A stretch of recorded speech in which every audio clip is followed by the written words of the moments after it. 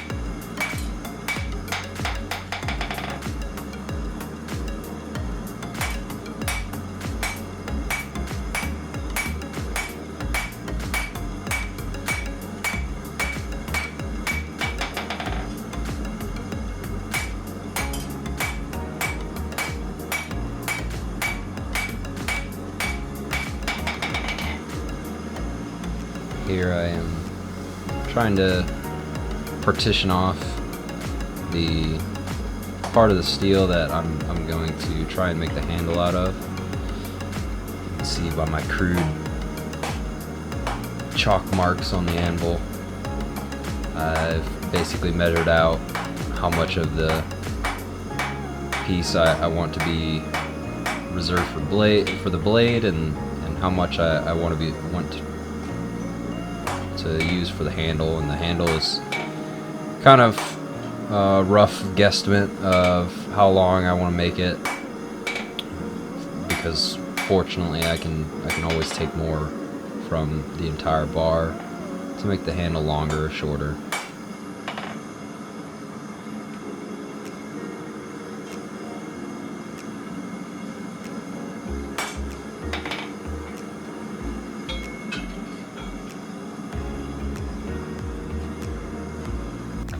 Never really been afforded this chance to ask, but let me know in the comments if you guys would prefer a closer up look, or if you prefer a variation of closer and further views, just so you can kind of get a idea of everything that's going on. If the closer shots are more your speed, just let me know. I'm more than open to constructive criticism, and anybody that would have a good opinion or a good critique that would help me out and make these things better. I make these for you guys.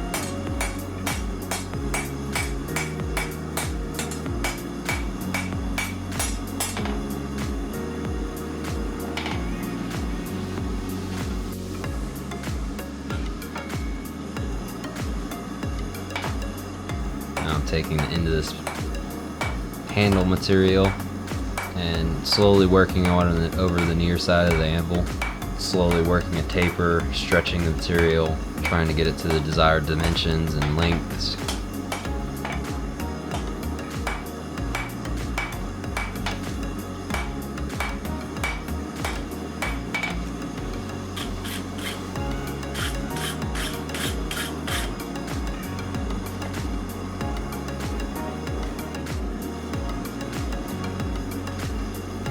Here you can see, merely for aesthetics, add some texture to the handle, and taking and poorly bending a couple of twists, one clockwise twist and then turning the same piece counterclockwise to get kind of a wavy look right next to the blade.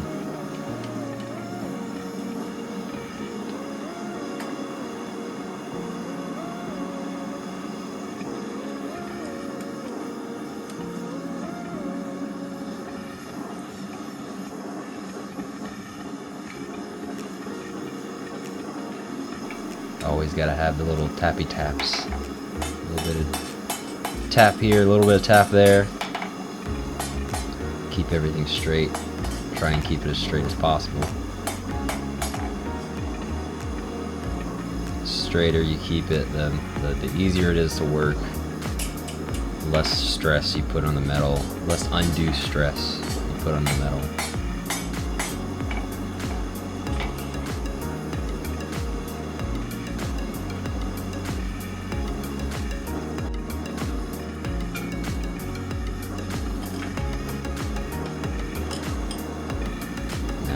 See, I'm adding one more twist to the handle, give it a little bit more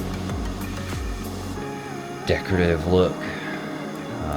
This time it's just one clockwise. I tried to do the same thing I did with the first twist, where I twisted it clockwise and then twisted it counterclockwise to get a wavy pattern, but the metal ended up cooling down on me too fast.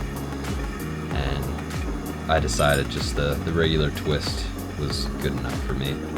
This was all just a fun, quick little project that I've always wanted to make a razor, just to kind of try my hand at it and see how it came out. And pretty happy with it.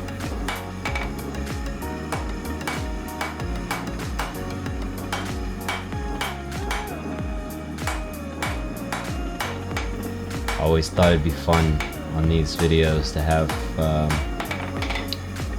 like a 3D effect where you wear some 3D goggles and you see that wire brush just popping out of the screen at your face. See the sparks and everything flying together, flying around. So I'm taking my straight peen hammer and using the peening side of the hammer to stretch the metal from left to right, rather than using like my rounding hammer or a flat hammer, which ends up pushing the metal in pretty much all directions depending on which way you angle it. This hammer I'm using to basically spread out the blade, or what will become of the blade.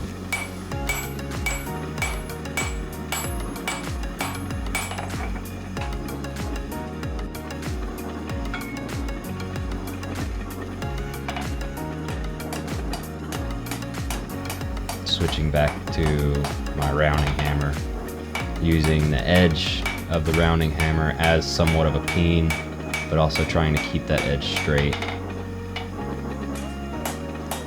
making sure the blade stays as flat as possible throughout the process. It's all about neatness and slowly moving one way or the other at this point. I'm not trying to move a whole lot of metal, I'm just trying to critique and what will hopefully be the final geometry before it's time for grinding.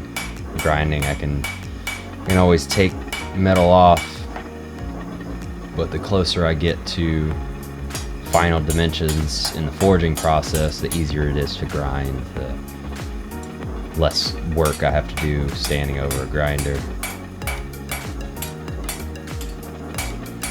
That, and mostly I'd rather get it to final dimensions while I'm forging, because this is my favorite part. Swinging a hammer, standing over the anvil, hitting a hot piece of steel. Grinding is boring. Yeah, sure, there's sparks and it's just repetitive.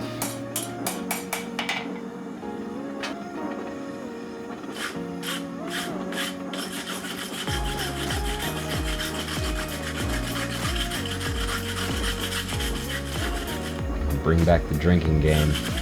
Every time I drop something, take a drink, whether it be water or any other choice of beverage you might have handy. Sometimes you just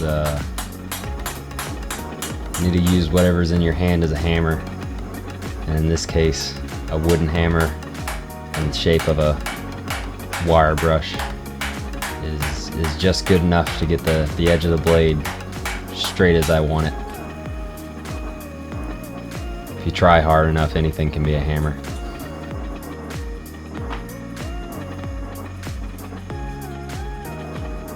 Alright, let's get that nice close-up. Trying to hold a piece of steel and zoom in my camera all at the same time. Bear with me.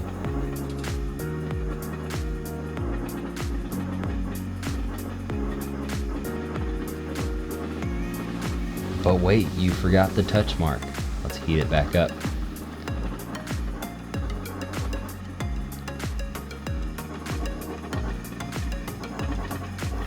Hey there, guy. You know, it'd be a lot easier if you just straightened out that bar from the get-go. Please excuse me while I fiddle with this bar of metal trying to get it flat on the anvil.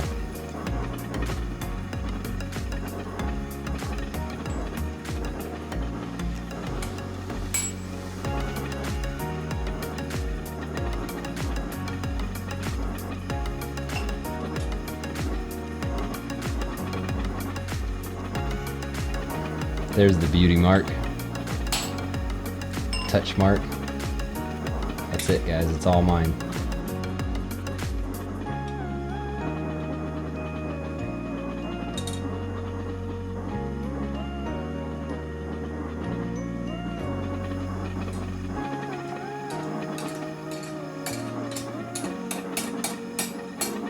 Please excuse the crud on the back of the blade. I was attempting to try and create a hamon in the blade in the quenching process. Used a bit of fire cement, just trying to coat the spine of the blade to get it to cool down slower than the rest of it, which ends up keeping it softer, which is good because it takes away some of the stress of this on the spine. And then allows the edge to harden pretty well. Now you'll see after I get all this ground up, I find out the hard way, spring steel doesn't really like to be quenched in water. I ended up developing a couple of cracks on the edge of the blade. If anybody's seen my Instagram, I've got close-up pictures of it, and you'll see later on in the video. Put some pictures in here to show you the cracks that developed on the edge of the blade. It just cooled down too fast.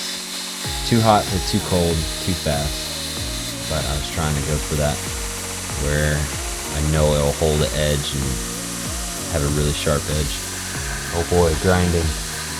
Sparks and noise.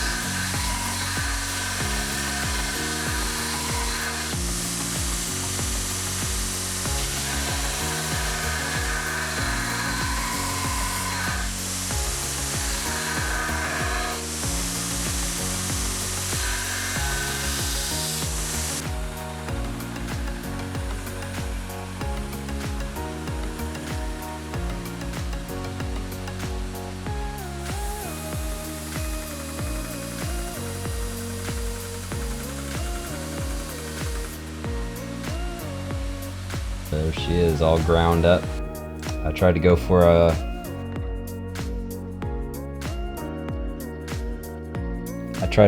a convex one on one side and a concave grind on the opposite side. If you look up old straight razors, a lot of them will have this, where you end up with almost like a spooned look on one side of the blade. Makes it to where you can get a nice drastic edge on the razor, which makes it a lot sharper. It gives you good geometry to get a much more refined edge.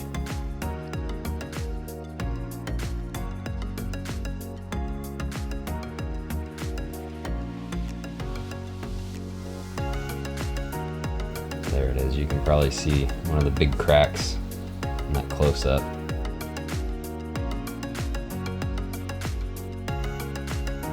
Now we're on to sharpening.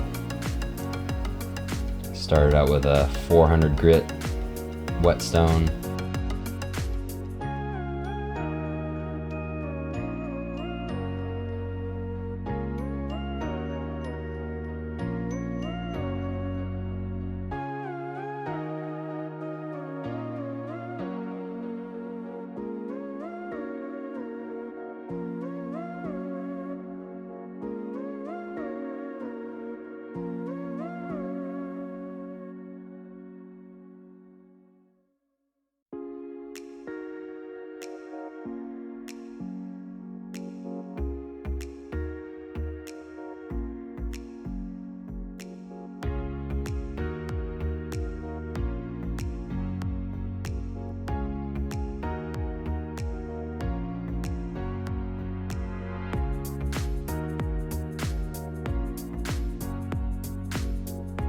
Moving on to a 1000 grit whetstone.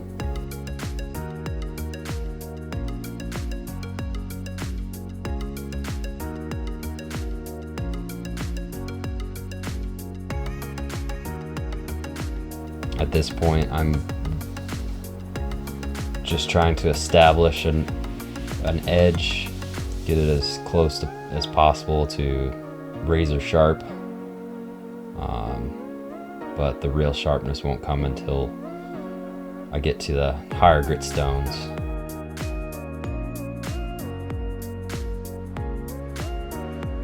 Now moving on to the 3000 grit whetstone, further polishing that edge.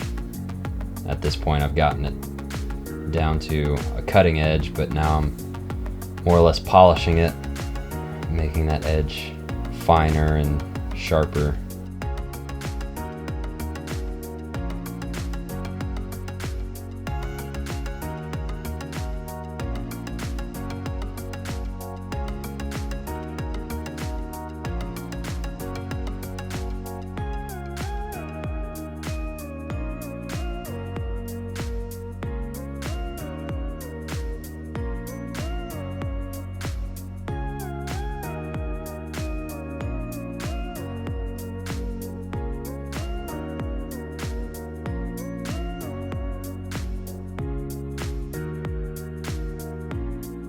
Now that I've gotten to the 8000 grit stone, at this point it's close to polishing, still taking a little bit of metal off, further refining the edge of the razor.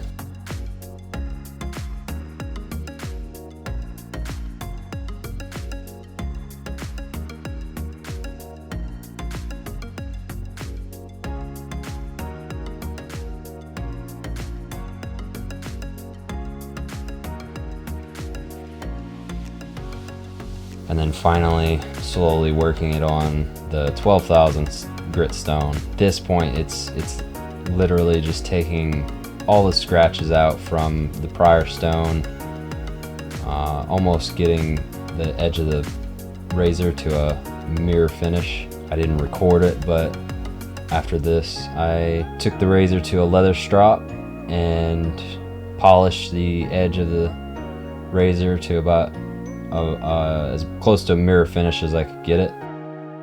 And now to the shave test. Will it actually cut hair? Man, you can really see those cracks in the blade now. See the big one right in the middle. All in all, I got to the point where after I'd noticed the cracks during the grinding process, I pretty much wanted to just take it to a point where I could prove I could make a razor, see how it works, see how it functioned. Once I had basically learned from my mistakes and figured out what I did wrong, what I could do better next time, I'll show you the final product at the end of the video. But I ended up cutting off about a 1/2 inch of that blade to get rid of all the cracks, and then went ahead and ground it back down to a cutting edge. Went through the whole sharpening process all over again. I'll warn you now, there's a reason why I tend to stay off camera and don't talk to the cameras as much as possible. Warning, there may be some blood.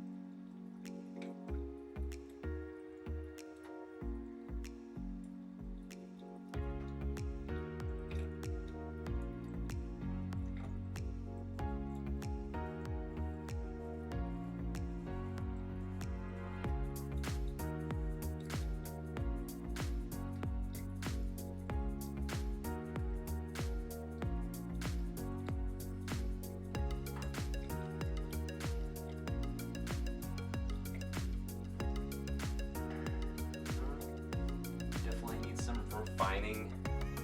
It's not the largest nor the best geometry, but it kind of does the job. A couple of battle wounds. Happens to the best of us. And here's the finished product. Blade ended up being much thinner, skinnier than I wanted it to be, but that was due to the cracks that developed. And actually, when I clamped it in the vise, you'll probably notice that the handle was a bit longer, but when I went to clamp it in the vise to trim the edge off, I actually broke the tail off of the handle. So not as long, not as comfortable to hold, not easy to use, but it was a proof of concept. I had fun making it, and I learned a lot making it, and I enjoyed every minute. But enough about that. Enjoy this clip of my Great Dane playing with some of the water buffalo in the local area.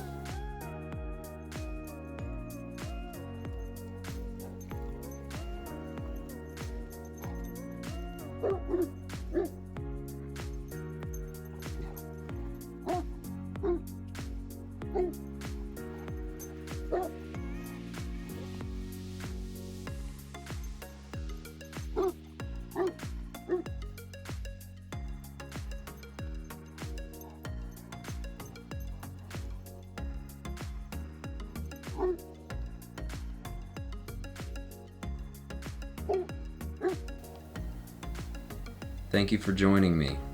Now get up and get out. Make, create, or learn something you've always wanted to learn. You'll be happy you did.